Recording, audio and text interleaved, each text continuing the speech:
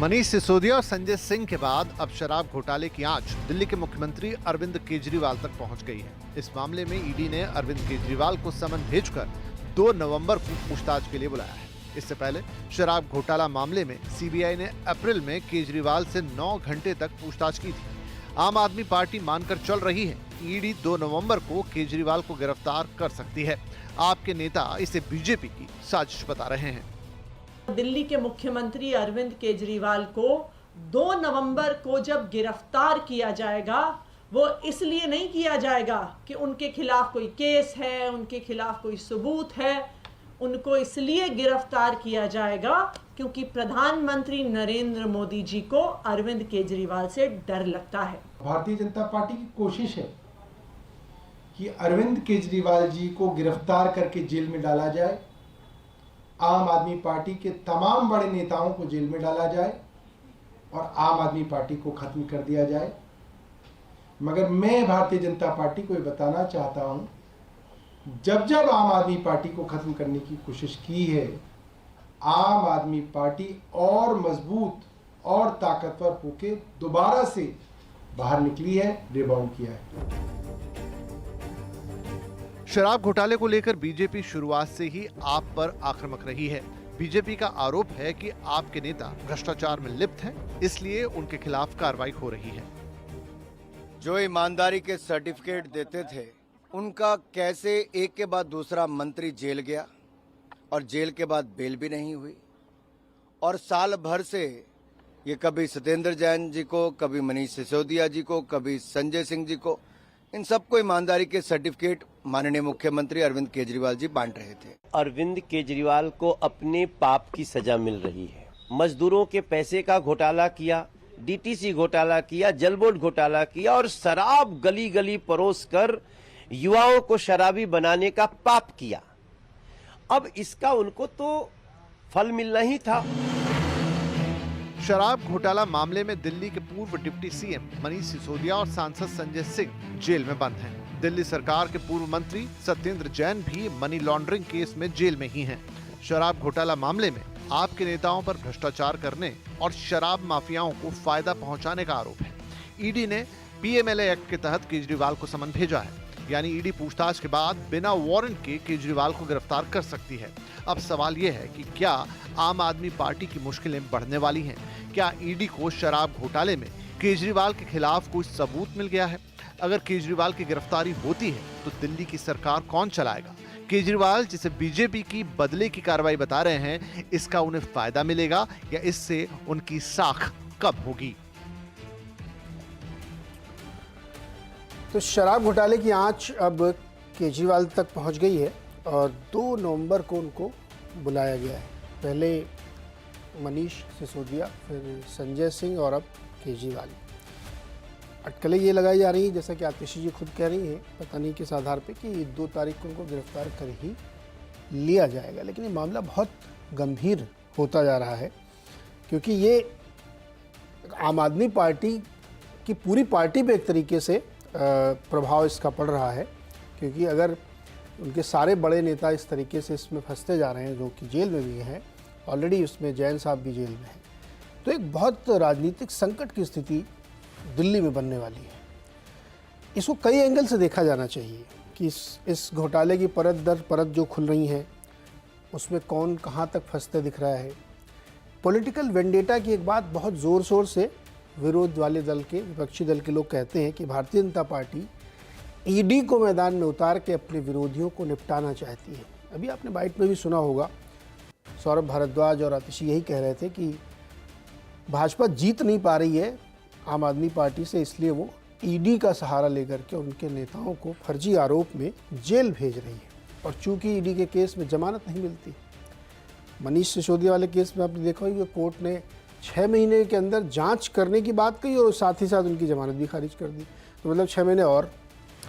तो ये एक बड़ा पेचीदा मामला फंसता जा रहा है। क्या ये सिर्फ पॉलिटिकल वेंडेटा है या एक ये करप्शन का केस है जिसकी जांच हो रही है और उसमें अब जो भी फंस रहा है वो ये आरोप लगा रहा है? इसी को हम लोग आज समझने, एनालाइज करने की कोशिश करते हैं। मेरे साथ जो मेहमान परिचय कराता हूँ, भारतीय जनता पार्टी के प्रवक्ता शिवम त्यागी हैं, उनकी ओर से आम आदमी पार्टी के विधायक और प्रवक्ता कुलदीप कुमार जी हैं, वरिष्ठ पत्रकार संजय सिंह और राजनीतिक विश्लेषक संजीव कौशिक जी हमारे साथ हैं। आप सबका बहुत बहुत स्वागत है। कुलदीप जी, एक दो सवाल आपसे पूछ लेता हूँ, फिर उसके बाद दूसरों के पास जाता हूँ। कुलदीप जी ये बताइए कि अच्छा, कुलदीप जी शायद अभी कनेक्टेड नहीं है, शिवम कनेक्टेड है क्या? उनके पास जाएं। हालांकि शिवम से शुरू करने से पहले मैं फिर चाहूँगा संजीव जी के पास चलूँ। संजीव जी, आम आदमी पार्टी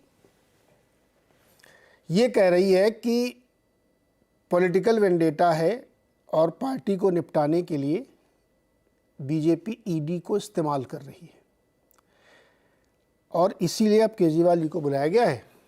और आतिशी जी तो और दो कदम आगे बढ़ के कह रहे हैं कि वो गिरफ्तारी हो जाएंगे।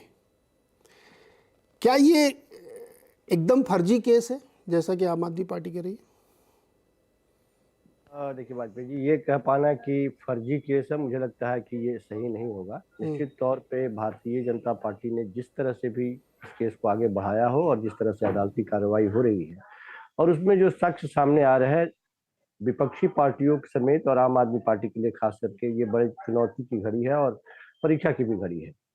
मैं सिर्फ ये कह रहा हूँ कि ये बात बिल्कुल सही है और इससे यह भी सिद्ध नहीं हो जाता कि यदि मनीष सिसोदिया को जमानत नहीं मिले तो मनीष सिसोदिया दोषी सिद्ध हो गए हैं और मनीष सिसोदिया को अब सजा मिलने वाली है, ये भी सही नहीं है। कोर्ट ने जिस तरह से कहा है कि जो एक लेन देन दिखाई दे रहा है वो कहाँ है ये भी नहीं दिखा रहा है, वो भी ईडी ने जो साक्ष्य के तौर पे प्रस्तुत किए हैं उसी को कोर्ट ने कोट किया है कि ये 338 करोड़ रुपया दिखाई दे रहा है। इसके आधार पर अब आम आदमी पार्टी यदि यह बात कह रही है कि लगातार किसी एक केस के वजह से हमारे सारे शीर्ष नेताओं को जो सिर पे है उन मजबूत नेताओं को यदि आप जेल में डालने का प्रयास कर रहे हैं तो निश्चित तौर पे राजनीतिक असर तो इसका है ही। कल यदि मनीष सिसोदिया को यदि जमानत मिल जाती तो आने वाले 5 राज्यों में आप कल्पना कर सकते थे कि विपक्षी पार्टियां किस तरह से हमलावर होती सरकार के ऊपर। आज जो रक्षात्मक शैली में है, यदि कल केवल और केवल जमानत मिल जाती तो फिर बीजेपी को रक्षात्मक शैली अपनाने की जरूरत पड़ जाती। तो राजनीतिक असर तो इतना बड़ा है इस फैसले का या कोर्ट के मैंडेट का कि उसका असर साफ दिखाई दे रहा है। लेकिन इसके बावजूद मैं ये कहता हूं कि यदि अरविंद केजरीवाल को भी परसों जिस तरह से तलब किया गया और उनकी भी गिरफ्तारी कर ली जाती है, कुछ लोग ये सोचते हैं कि ये पार्टी खत्म हो जाएगी। मेरा मानना यह है कि आंदोलन से जो पार्टी जन्मी हो, इतनी जल्दी और आसानी से यदि कोई ये सोचता हो कि इसको खत्म कर देंगे तो कई बार ऐसा होता है कि जब इस तरह से उसके ऊपर कॉकस बनाने का प्रयास किया जाता है। कौशिक जी सुनो ना, एक ही सवाल जवाब में आप एकदम क्लोजिंग रिमार्क दे रहे हो। अभी तो पहुंचे नहीं कि पार्टी खत्म हो जाएगी, कौन कह रहा है पार्टी खत्म हो जाएगी? नंबर 2 कि ये कौन कह रहा है कि आज जेल में बंद है तो दोषी? ये भी कोई तो कोर्ट तय करेगा। क्वेश्चन दोबारा मैं आपसे उसको रिफ्रेश कर रहा हूँ, क्या ये एक इतना मुश्किल केस हो गया है जिसको समझना? क्योंकि ये बहुत जनता के बीच में एक आरोप जाता है कि भाई केजरीवाल जी का जो शराब घोटाला है, मतलब हुआ है कि नहीं हुआ आरोप है ये, उसमें एक करके सबको फंसाने की कोशिश है बीजेपी, ये आरोप है उनका। मैं नहीं कह रहा हूँ, प्रेस कॉन्फ्रेंस करके वो कहते हैं।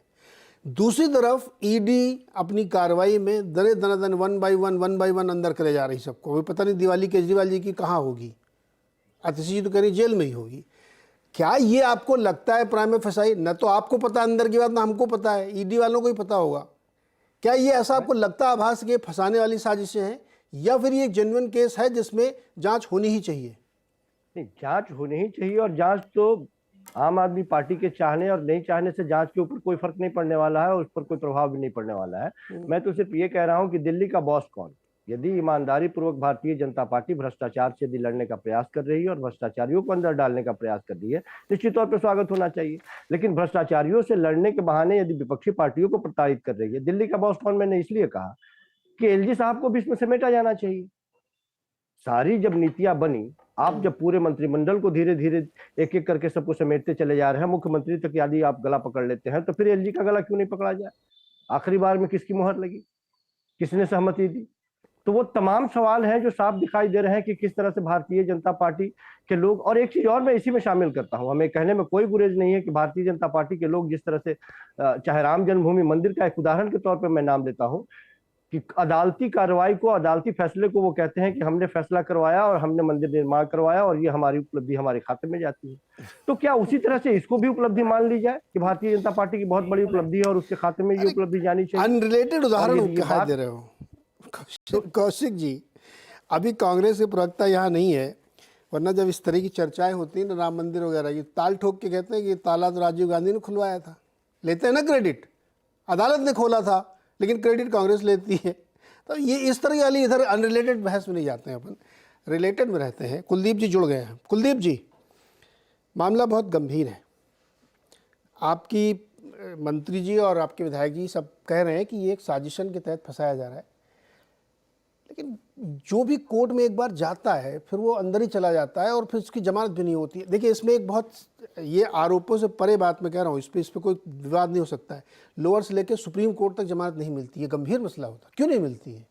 तो क्या ये फिर से मामला वहीं फंस रहा हो दिख रहा है? देखिए वाजपेयी जी, आप तो एक बहुत बड़े वरिष्ठ पत्रकार हैं और मुझसे ज्यादा कानून के जानकार हैं। थोड़ा समय दीजिएगा, मैं पूरी बात को स्पष्ट करूंगा।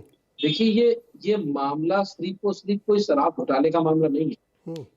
ये मामला एक बहुत बड़ी प्लानिंग के तहत आम आदमी पार्टी को खत्म करने का है। और ये क्यों है मैं ये बताऊंगा आपके चैनल पे।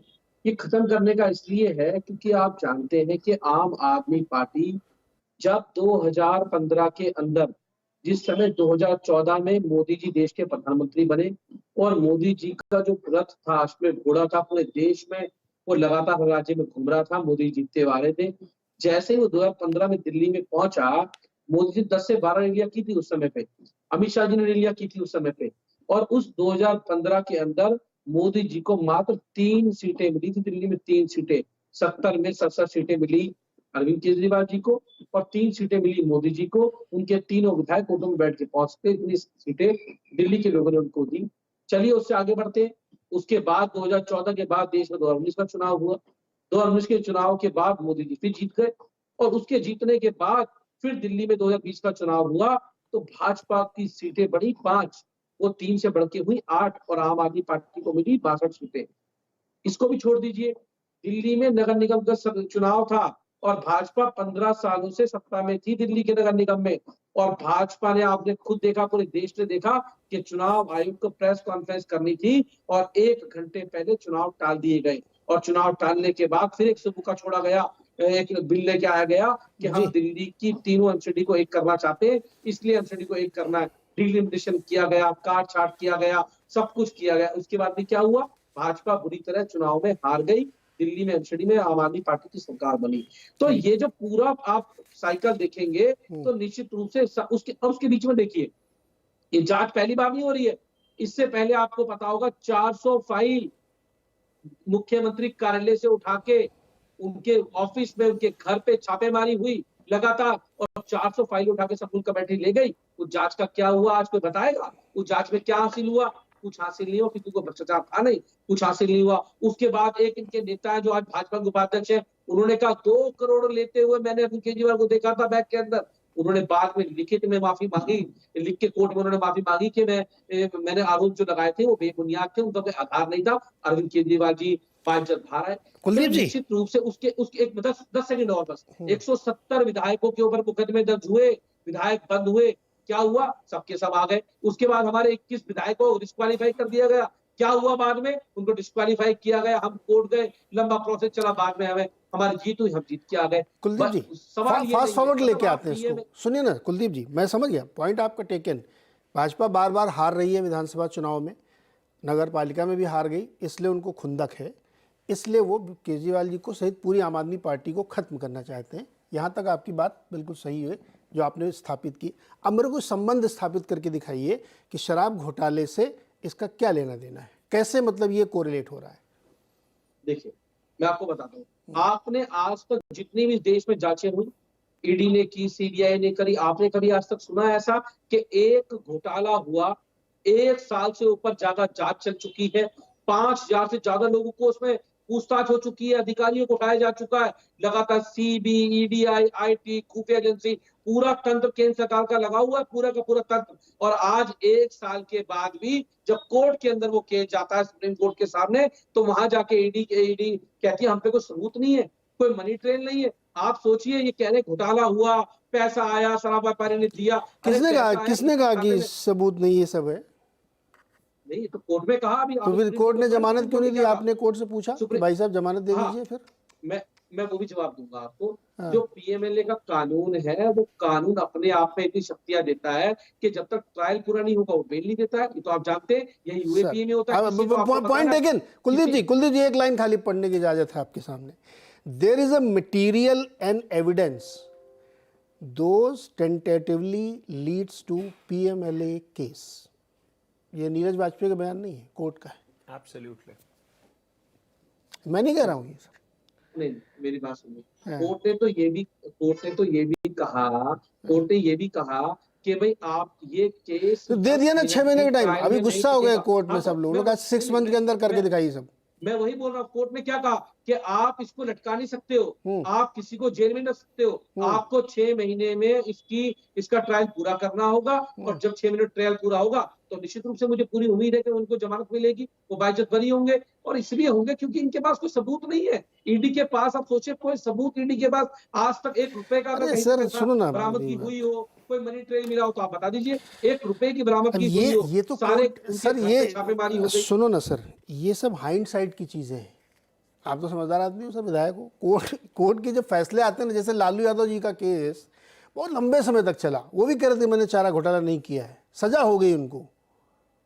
तब पता चला कि कैसे कैसे किया था। ये तो सब बाद में पता चलता है, नहीं, अभी में क्या पता चला, हम ऐसे अंदाजा थोड़ी लगा सकते हैं।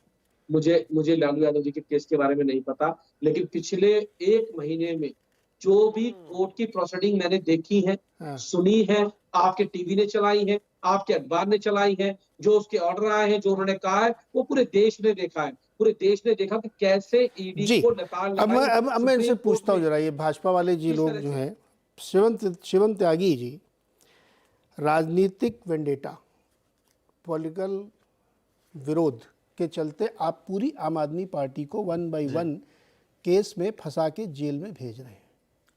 और अब आपने आम आदमी पार्टी के सबसे बड़े नेता को इंडिक्ट करने की कोशिश की है और यूजिंग ईडी, ऐसा सीमा लीना जी ने कहा है। और ये राजनीतिक आरोप, मतलब देखो शिवम त्यागी जी, एक तरीके से देखो ना तो दिखता भी है कि पूरी दिल्ली में आम आदमी पार्टी आपको दिख रही है क्या? पूरी पार्टी में सब जितने सब घोटालेबाजी सबको आप अंदर कर दे रहे हैं। क्यों ना मान लिया जाए कि आप राजनीतिक विरोध के तहत ये काम कर रहे हैं, चिड़े हुए हैं। नीरज जी देखिए, आपने ना बहुत ही शुरुआत में तो आपकी बहुत अच्छी कला ये है कि आप चीजों को बहुत डीप डिटेलिंग करके जो है पूछते हैं।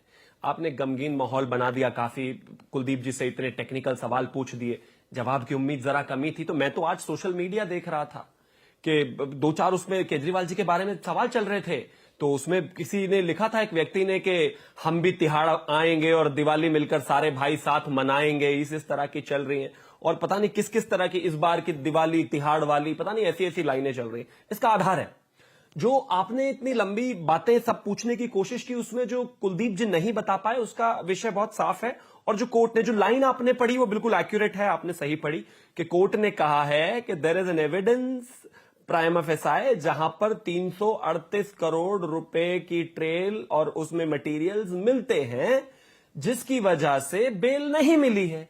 अब ये कहते हैं कि उन्होंने पीएमएलए लगा दिया इस वजह से, नहीं, आपने जो सारी चीजें प्रोड्यूस करी और ईडी ने जो चीजें प्रोड्यूस करी, ईडी के जो सबूत हैं, वो कहीं ना कहीं जो मटेरियल है उसको कोर्ट ने एक्सेप्ट किया और ये माना कि प्राइमा फेसाई मनीष सिसोदिया के खिलाफ सबूत हैं। अर्थात आप जो दिन रात रोज कहते थे, कहां है, 1 रुपया तो नहीं मिला, कहीं से कोई पैसा नहीं मिला, कहीं कुछ नहीं मिला, 1 रुपया नहीं मिलेगा, 338 करोड़ रुपए की मनी ट्रेल मिली है। आपके ईमानदार जो हमारे थे डिप्टी चीफ मिनिस्टर, या यूं कहिए बहुत सारे डिपार्टमेंट्स थे उनके पास। कुलदीप जी, लेट हिम कंप्लीट। कुलदीप जी, उनको आज जवाब इस बात पर देना चाहिए। बिल्कुल झूठ। कुलदीप जी प्लीज, अब उसका एक और चीज, मैं फिर आपके पास आऊंगा, आपको ही काउंटर करना। एक बार उनको कंप्लीट कर लेने दीजिए।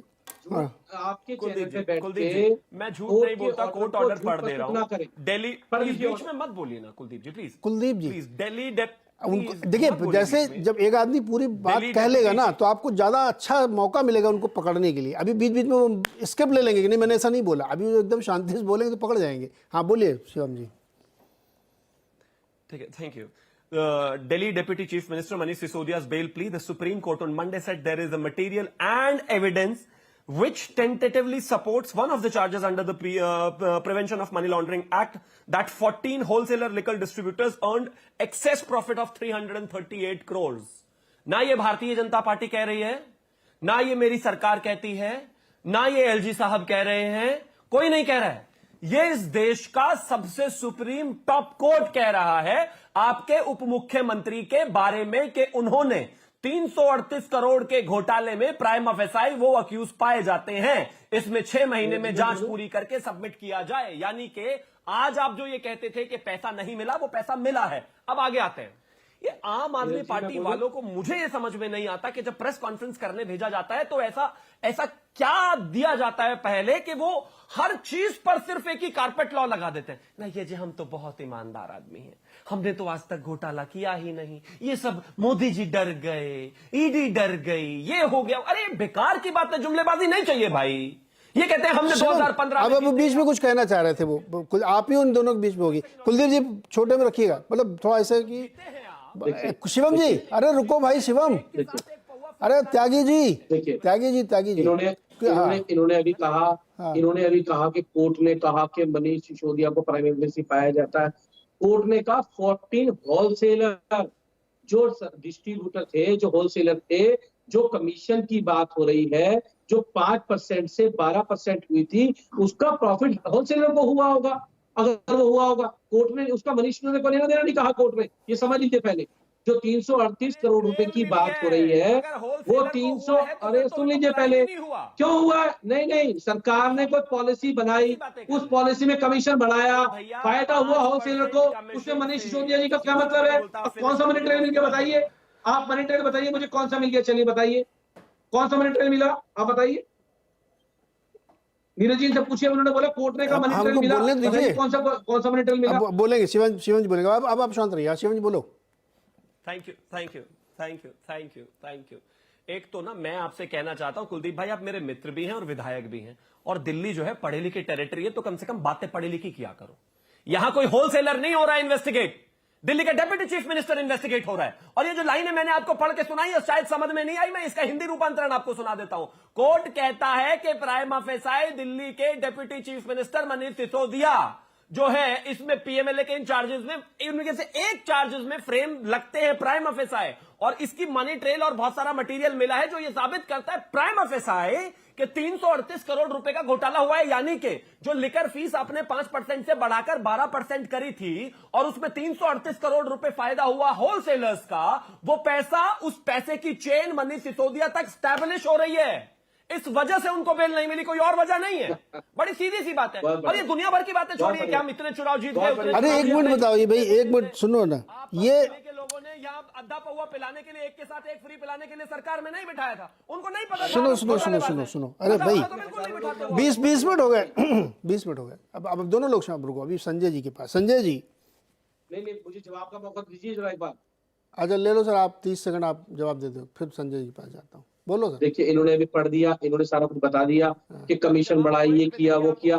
मैं फिर बार बार कह रहा हूँ, अगर कमीशन बढ़ाई तो उसका प्रॉफिट होलसेलर को हुआ, और कहा सुप्रीम कोर्ट ने कुलदीप जी सर पॉइंट समझ गया आपका। मैं आप सर आप समझे नहीं कुलदीप जी, आप तो केस कोई उल्टा खड़ा कर दे रहे हो। मामला क्या है कि शराब की लाइसेंस पॉलिसी बदली गई, लाइसेंस फीस बढ़ाई गई, कमीशन बढ़ाया गया, और उससे जो मुनाफा कमाया ठेकेदारों, दारू वाली कंपनियों ने, उन्होंने आपको किकबैक किया, ये आरोप है। अभी कमाएगा तो डेफिनेटली वही कमाएगा ना जो ठेकेदार है, जो दारू दुकान खोले हुए, आप थोड़ी कमा लोगे डायरेक्ट। वो किकबैक का केस है, दैट इज द केस। अब रुको सर, अभी रुको ना, पॉइंट आप लोगों ले लिए, अभी दोबारा आऊंगा, बहुत समय, अभी तो पूरा 1 घंटा आप ही लोगों को बात करनी है। संजय जी, मामला बहुत उलझा दिया इन लोगों ने, शिवम जी ने और सब लोगों ने मिला के एकदम। अब मेरे को ये बताओ कि केजरीवाल जी इसमें कहाँ से आ गए? उनका तो कोई साइन भी नहीं होता कहीं पे, ना उनका लेना ना देना, उनको ही बुला लिया पूछताछ के लिए, क्यों? इंटरेस्टिंग सवाल है नीरज जी कि केजरीवाल का कोई लेना ना देना। केजरीवाल जी तो कोई है नहीं, वो आम आदमी पार्टी के कन्वीनर हैं। जो कन्वीनर हर 2-3 साल में मेरे ख्याल में उनके कॉन्स्टिट्यूशन के मुताबिक बदला जाना था, उस कन्वीनर को रहना नहीं था, तो वो कन्वीनर भी हैं, दिल्ली के मुख्यमंत्री भी हैं, लेकिन उनके पास कोई प्रभार नहीं है, किसी फाइल पे साइन नहीं करते।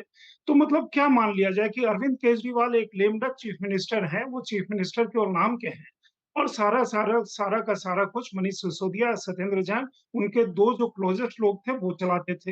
या एज पार्टी कन्वीनर, मतलब आप शुरू से देख लीजिए, एक विडंबना है केजरीवाल जी के साथ। केजरीवाल जी के साथ जो भी करीब होता है वो या तो किसी कारण से स्वयं मतलब वो दरकिनार हो जाता है या भस्म हो जाता है, या बाद में उसके बारे में कुछ ऐसे सवाल उठ जाते हैं कि उनकी राजनीति ही खत्म हो जाती है। आप शुरू से देख लीजिए, मतलब इंडिया अगेंस्ट करप्शन केस से उसके बाद जब पार्टी बनी उसके बाद से अभी तक का केस। आप जो कह रहे हैं कि केजरीवाल मतलब इतने मासूम से हैं कि उनको क्या हो गया, एक बात यहाँ चल रही थी कि पार्टी को खत्म करने के लिए ये किया जा रहा है, और ये केंद्र सरकार की एक साजिश है। और ये भी बताया गया कि अरविंद केजरीवाल दिल्ली में चुनाव जीत करके आए। देखिए, केजरीवाल मुझे लगता है कि सबसे बड़े दुश्मन वो हैं। अब मतलब वो उनकी पार्टी में कौन लोग आए हैं और कौन लोग एक-एक करके खत्म हो गए, फिर नए लोग आते हैं।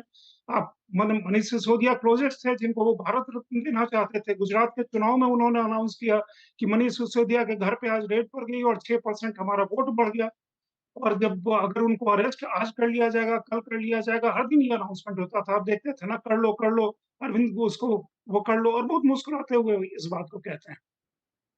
जब वो हो गए तो फिर मतलब 6 क्या 36% वोट ये हो जाना चाहिए लोगों का, मतलब इस तरह का एक जन सैलाब उमड़ना चाहिए। जी। केजरीवाल जी अपने दुश्मन स्वयं हैं। वो जो कहते हैं उसका विपरीत करते हैं।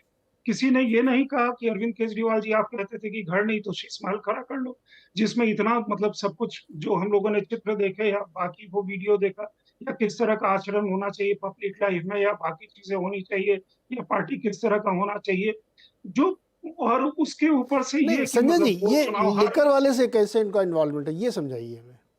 देखिए, सवाल ये है कि जो भी पॉलिसी मैटर है, आप कैबिनेट मीटिंग नहीं करते हैं, राइट? लेकिन आप जो भी पॉलिसी मैटर है, क्या वो बिना चीफ मिनिस्टर के किसी भी पॉलिसी मैटर में इंटरवेंशन से वो पॉलिसी मैटर क्लियर होता है?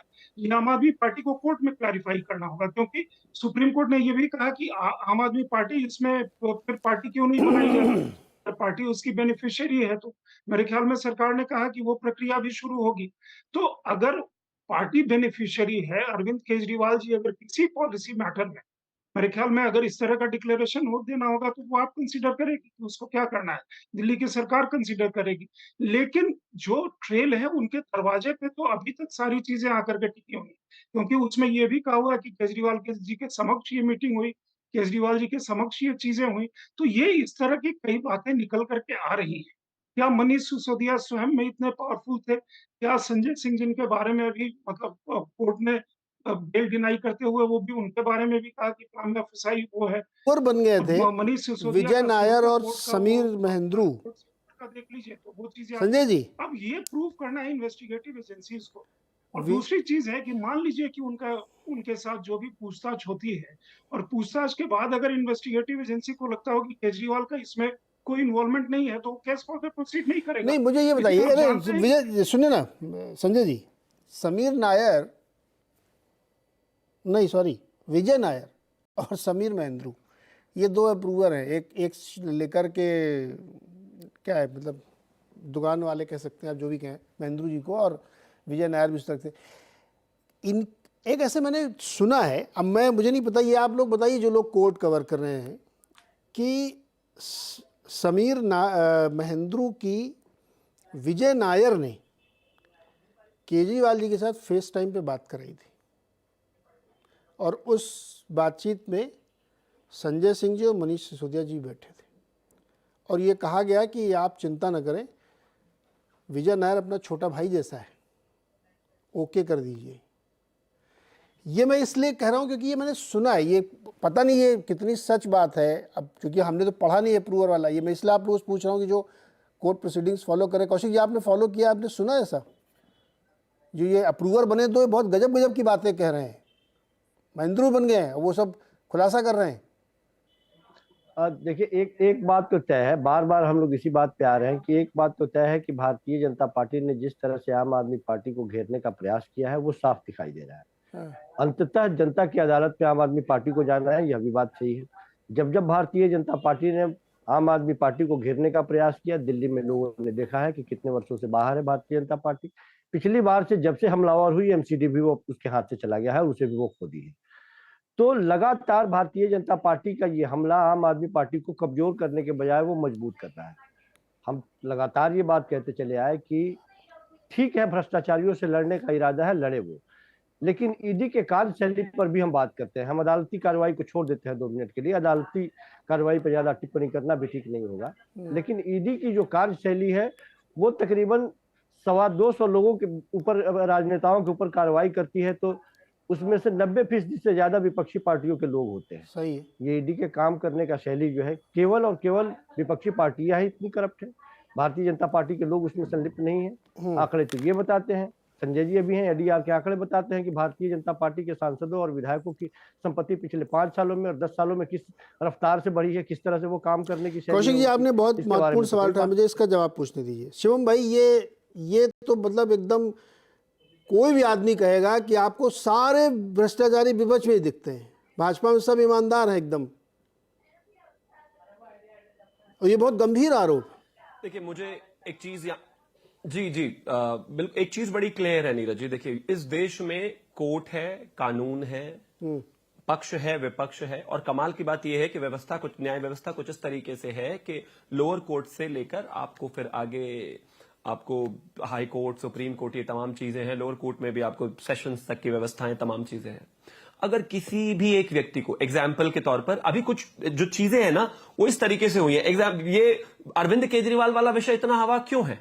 जाहिर है क्योंकि एक मुख्यमंत्री एक लूप में आए और एक लंबे समय से घोटाला चल रहा है, वरना अभी 4 दिन पहले ही जो है आपके पश्चिम बंगाल के एक मंत्री को उठाया गया है, वो भी अभी तक बेल नहीं। यही तो बात है, महाराष्ट्र में भी इतने सारे, वहां क्यों नहीं उठा रहे हैं?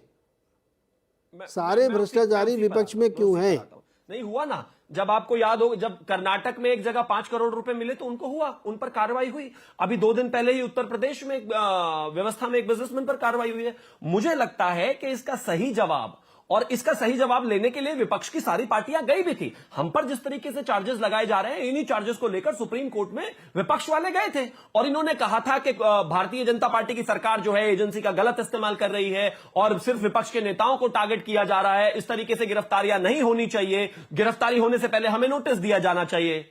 सुप्रीम कोर्ट ने बड़ी शालीनता के साथ इनको जो है लताड़ते हुए वापस लौटा दिया, ये कहते हुए कि आप नेता हैं तो आपको इस बात का जो है कवर नहीं मिल सकता कि आपको इसके तमाम फायदे मिल जाएं और आपको एक गिरफ्तार ना किया जाए।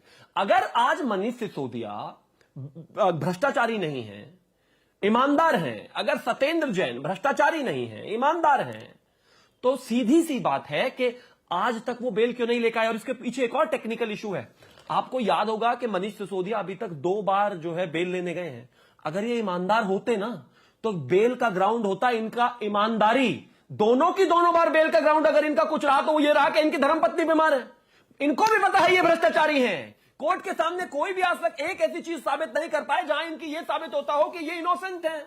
इनोसेंट होते तो बच जाते, बात साफ है। ये बिल्कुल पहले ही इस देश अभी कुलदीप जी को जवाब देना है। कुलदीप जी अगर विपक्ष वालों की गारंटी भ्रष्टाचार की है तो मेरी भी गारंटी है जी। रुको शिवम, हो गया, आपने जो है ना, अगर आप भ्रष्टाचारी नहीं है कोर्ट में जवाब दीजिए। कुलदीप जी को जवाब दीजिए। कुलदीप, अगर ये भ्रष्टाचार के खिलाफ लड़ाई होती ना तो 70,000 करोड़ का घोटालेबाज कहने वाला अजीत पवार प्रधानमंत्री के कहने के बाद 2 दिन बाद भाजपा का उप मुख्यमंत्री नहीं होता महाराष्ट्र का।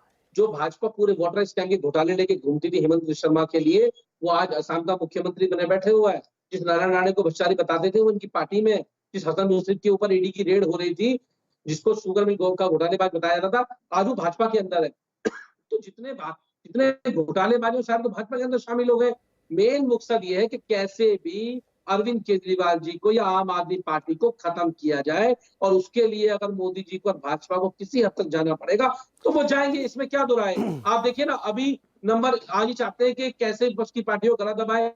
आज नंबर यहाँ का है, कल नंबर उसका है, इनका आ जाए, क्या नाम है, स्टैलिन जी का आ जाए, परसों हेमंत सोरेन का आ जाएगा, नरसों तेजस्वी यादव का आ जाएगा, ममता बनर्जी का आ जाएगा। जितनी विपक्ष की पार्टियां हैं, जहां जहां मोदी नहीं जीत पाएंगे वहां ईडी को भेजा जाएगा और ईडी जाके मोदी जी के लिए चुनाव में बैटिंग करेगी, और जो प्यार से मानेगा ठीक है, वरना जेल के अंदर जाएगा। अरे भाई ईडी और हमारी सरकार के नहीं है, पुरानी सरकारों के केसेस हैं। हाँ, ये बताइए ना, ये कौन सा रिश्तेदार है आपका, मोदी जी का, अजीत पवार जिसको घोटाले में बताया था, बताइए बताइए ना। अरे प्रधानमंत्री झूठ बोलते हैं क्या, बताइए चलिए। प्रधानमंत्री झूठ बोल रहे थे, सच बोल रहे थे, बताइए चलिए। अरे मैंने क्या बोला, पहले सुनिए। प्रधानमंत्री जी ने झूठ बोला था अजीत पवार के, सच बोला था, बताइए।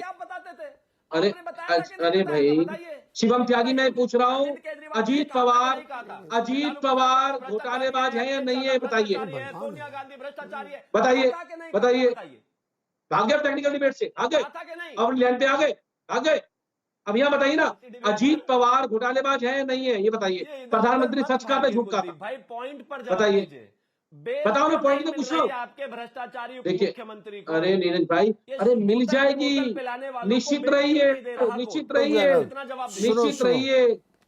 निश्चित रहिए। अब अभी दोनों लोग रुको, मुझे संजय जी के पास जाने दीजिए।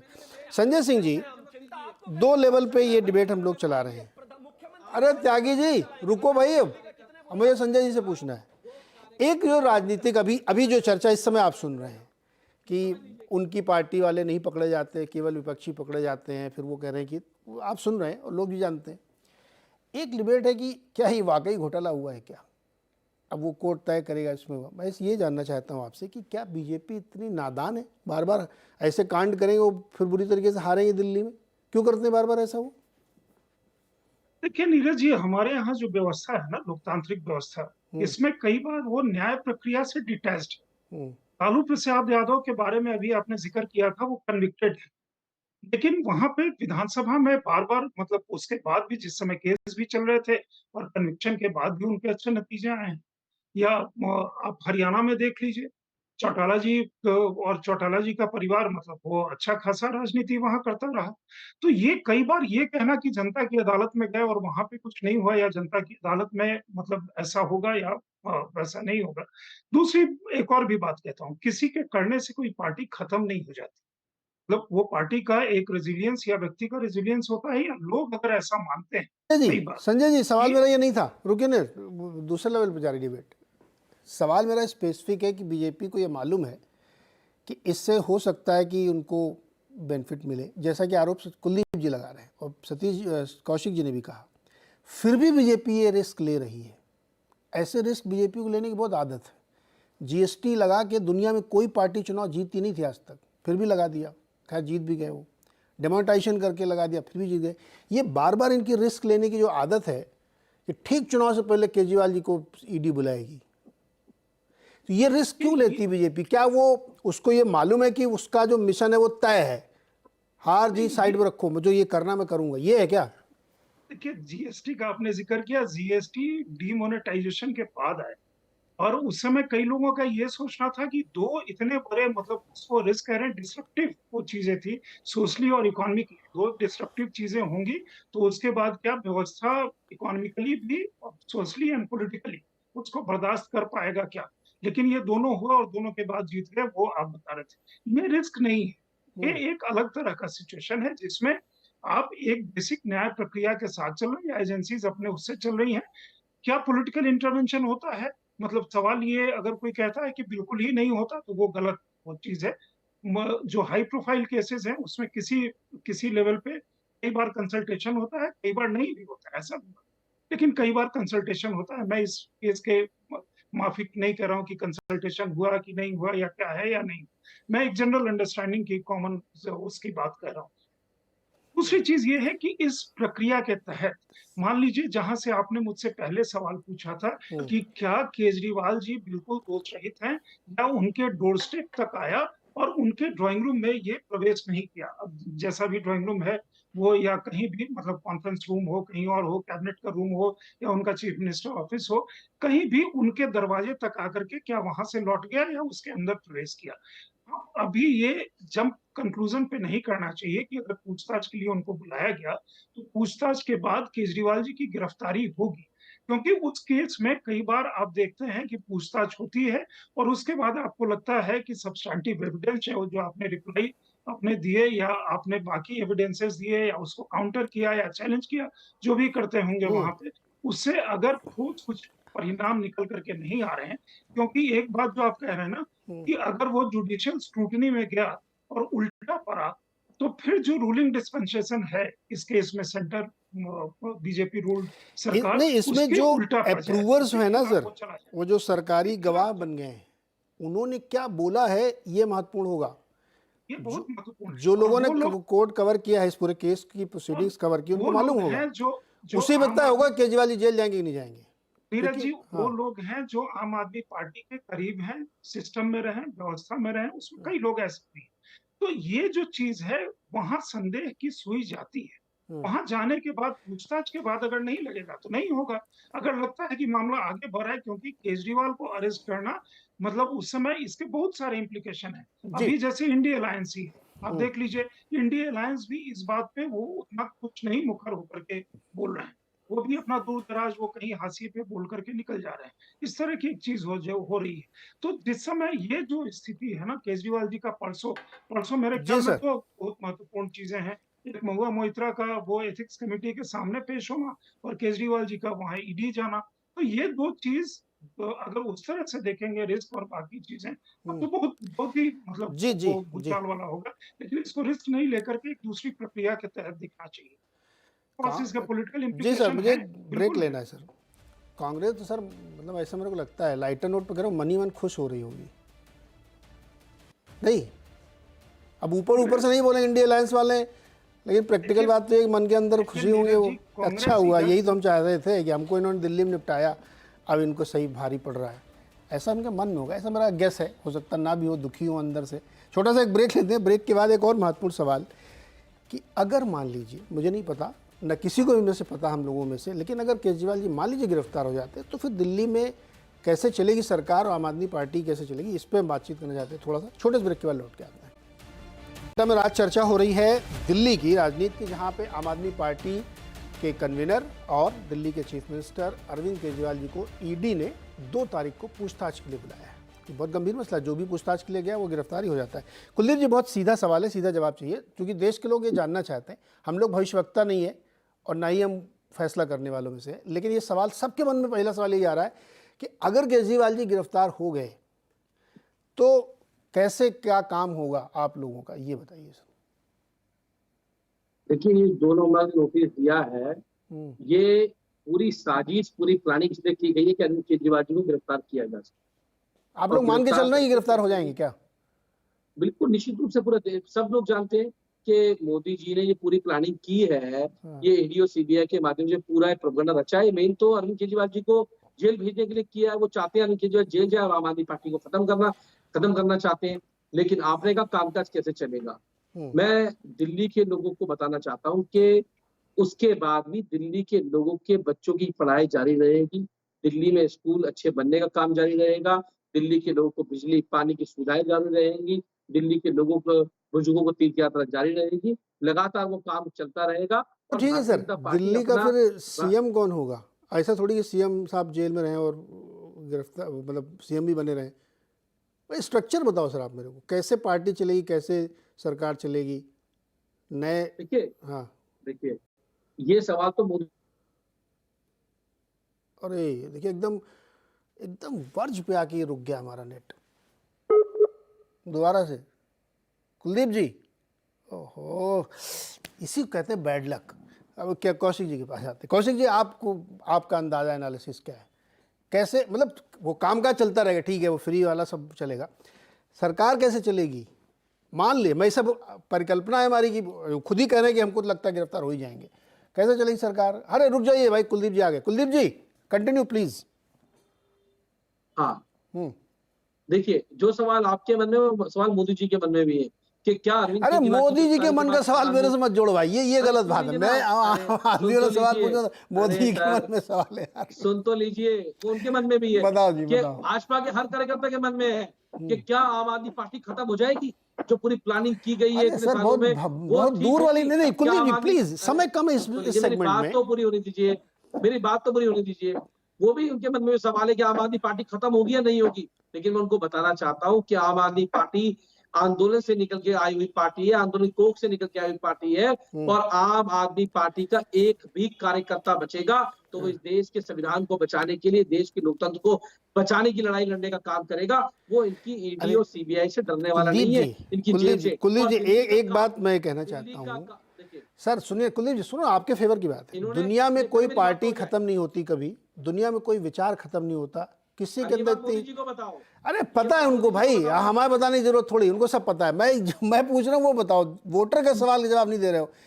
सरकार कैसे चलेगी सर, वो पार्टी नहीं खत्म होगी। चलो हम तो कह रहे हैं हमारा, मैंने क्या बोल रहा हूँ, जब मनीष सिसोदिया जी जेल गए थे तो उनको लगा कि दिल्ली के काम रुक जाएंगे, मोदी जी को लगा आम आदमी पार्टी की सरकार के काम रुक जाएंगे, आम आदमी पार्टी की सरकार के काम, आज 2 नए मंत्री आ गए, वो काम कर रहे हैं। ठीक है, ठीक है, मैं मान लिया कुलदीप जी। नहीं कुलदीप जी, इससे ज्यादा आप क्या जवाब दे सकते हैं कि क्या होगा? 62 MLA है, जो जेल जाएगा दूसरा काम करेगा, जो भी जाएगा, और काम चलेंगे, जेल से चलेंगे काम। कुलदीप जी ने बता दिया। बताइए शिवन जी बताइए। देखिए जहां तक मैं जानता हूं केजरीवाल जी को, और जितना उनकी राजनीति के बारे में पढ़ा है, वो बेहद ईमानदार है और सरल आदमी है, कट्टर ईमानदार आदमी है। शुरू से शुरू करते हैं, थोड़ा सा समय लगेगा। उन्होंने कहा था कि देखिए पार्टी में जो भी आदमी एक बार नेशनल कन्वीनर बनेगा वो बस एक ही बार बन सकता है। पहली बार कन्वीनर बने और उसके बाद उस कानून को ही तिलांजलि दे दी, मतलब पार्टी का संविधान ही बदल दिया। उस आदमी ने आज तक कभी नेशनल कन्वीनर का पद नहीं छोड़ा। राष्ट्रीय संयोजक पर भी यही मामला था, वो पद भी आज तक उन्होंने नहीं छोड़ा।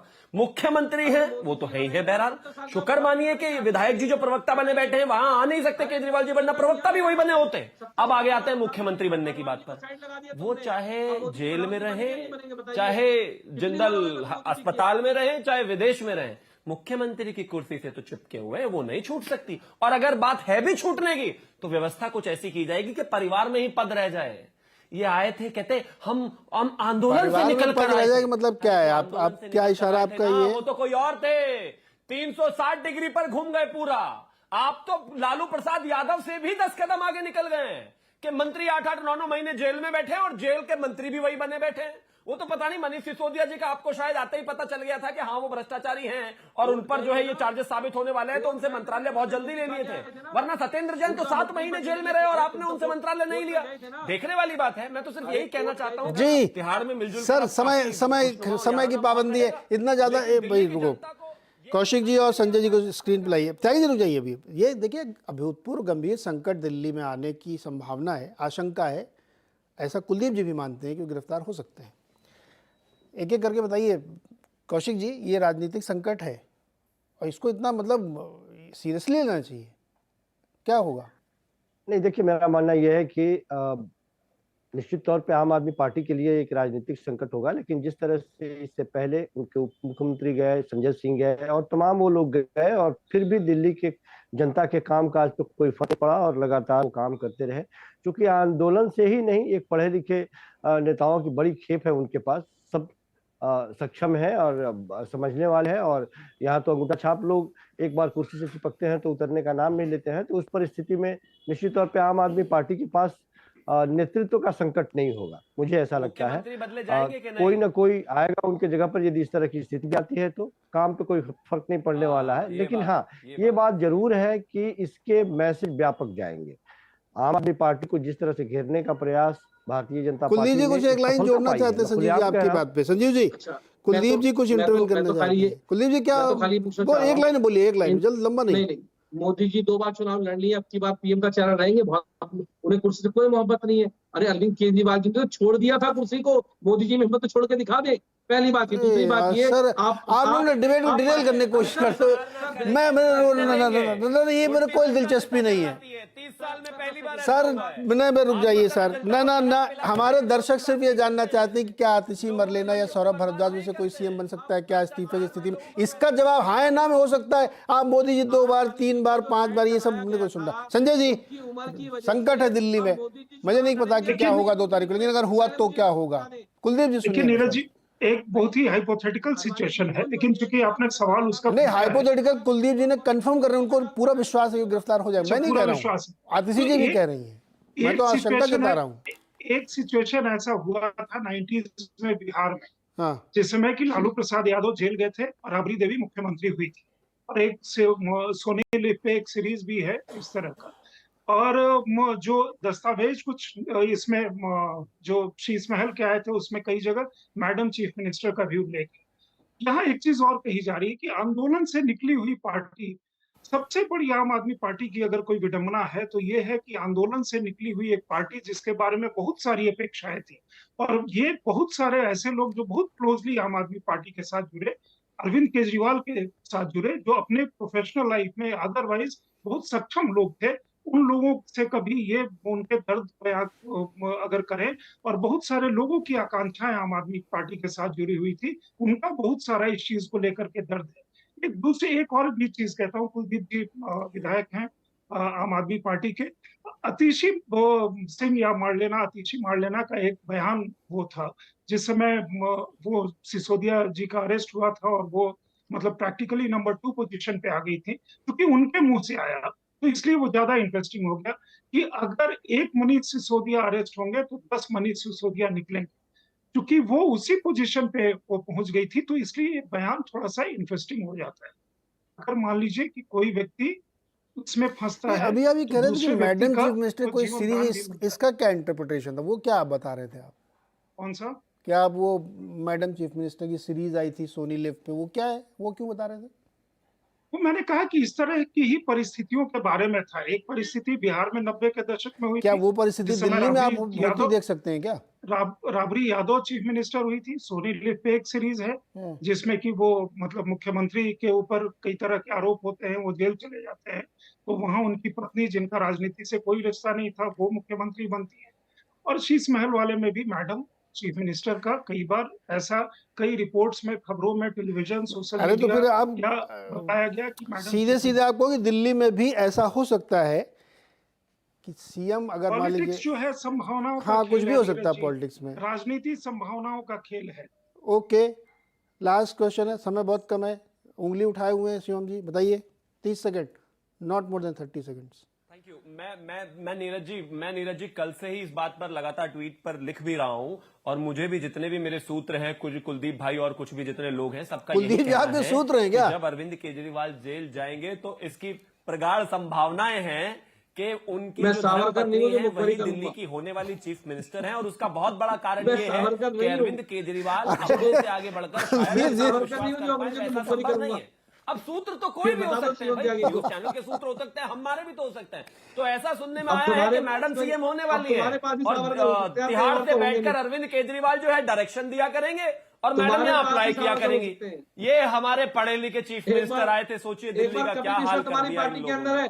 मतलब बिहार का मॉडल रेप्लिकेट कर दिया, जिस लालू यादव को गाली दे देकर ये चीफ मिनिस्टर बनाया, आज उन्हीं का मॉडल के रूप में घोटाला भी कर रहे हैं, और उन्हीं के मॉडल के रूप में मुख्यमंत्री भी बन रहे हैं। काला दिन होगा ये, लेकिन क्या करें, एक बार बताया था जैसे हैं सामने तो आए हैं, घोटाला किया है तो जेल तो जाना पड़ेगा, उसमें तो कोई दो राय नहीं। इतना कॉन्फिडेंटली बोलते हैं हर बार कि अरविंद केजरीवाल जी जाएंगे ही जाएंगे जेल। हो सकता है कि ईडी शायद इस बार ना करे, शायद अगली बार कर ले, लेकिन ये आम आदमी वाले तो पहले ही इतना माहौल बना देते हैं कि मुझे लगता है कि अरे भाजपा वाले कहते हैं भाई, इनको कैसे पता ही जो ईडी के जिनके कहने पे ईडी काम करती है, वो मनोज तिवारी कहते हैं, वो रमेश जितूड़ी कहते हैं, तुम्हारी मैडम मीनाक्षी लेखी कहती है, और कौन नहीं कहता ईडी के बारे में? करोगे तो जेल तो जाओ। अरे ईडी के बारे कहने पे काम करती है पूरे देश में, तुम जी। तो दिल्ली की राजनीति बहुत गंभीर मोड़ पे आ खड़ी हुई है। अभी देखिए 2 तारीख को क्या होगा किसी को नहीं पता है, लेकिन एनालिसिस वहाँ तक पहुँच गया है कि सुनीता जी जो उनकी पत्नी है केजरीवाल जी की, वो सीएम बन सकती है। इस तरीके के एनालिसिस और आकलन होने लगे हैं। तो मामला बहुत गंभीर है, उसको 2 लेवलों देखना चाहिए। एक जो पूरा स्कैम है उसमें कौन दोषी कौन नहीं है, ये जांच के बाद और कोर्ट के बाद पता चलेगा। और दूसरा पॉलिटिकल लेवल पे जिसमें भयानक राजनीति हो रही है, बीजेपी, आम आदमी पार्टी सब तमाम है, एक प्लेयर उसमें कांग्रेस भी है, जो मुझे लगता है मन बहुत खुश होंगे वो लोग। लेकिन ये वाकई दिल्ली के लिए एक बहुत गंभीर संकट की स्थिति है। क्या होगा अभी कहना बड़ा मुश्किल है, लेकिन 2 तारीख को बहुत इंपॉर्टेंट होगा ये देखना कि केजरीवाल जी क्या वाकई गिरफ्तार हो सकते हैं, जैसे कि आम आदमी पार्टी बार बार बड़े कॉन्फिडेंस कर रही है, आशंका के तहत या गुस्से के तहत कर रही है, मुझे नहीं पता, लेकिन बहुत दिलचस्प होगा। आज के लिए फिलहाल सारे मेहमानों का बहुत बहुत शुक्रिया हमारे साथ जुड़ने के लिए, बहुत बहुत धन्यवाद।